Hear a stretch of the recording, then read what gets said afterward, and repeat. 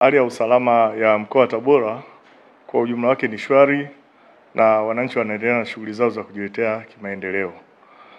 Jeshi la polisi kwa mkoa wa Tabora limeona picha mjengeo iliyosambazwa kwenye mitandao ya kijamii ambayo ilibeba kichwa cha habari, mkuu wa kituo cha polisi Tabora amuomba msamaha Heche baada ya vurugu. Jeshi la polisi mkoa wa Tabora linawataka wananchi waipuuze picha mjengeo hiyo, kwani ni ya uongo na yenye lengo la kuwahadaa wananchi. Jeshi la polisi mkoa wa Tabora halina mkuu wa kituo cha polisi Igunga wa aina hiyo, anaitwa Daudi Paulo Delimi ambaye ana umri wa miaka 49.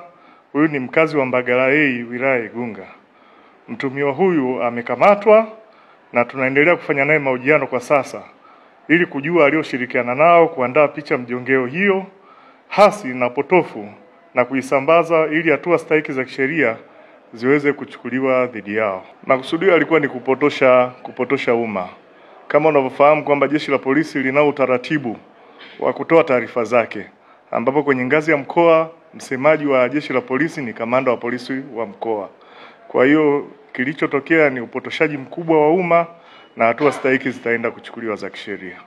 Mimi nikemee vikali watu ambao wanafanya udanganyifu huu kwa umma, na mtu huyu sio mtumishi wa jeshi la polisi ndani ya nchi yetu ya Tanzania, na hatua stahiki zinakwenda kuchukuliwa kwa maana kwamba amejifanya kuwa mtumishi wa jeshi la polisi.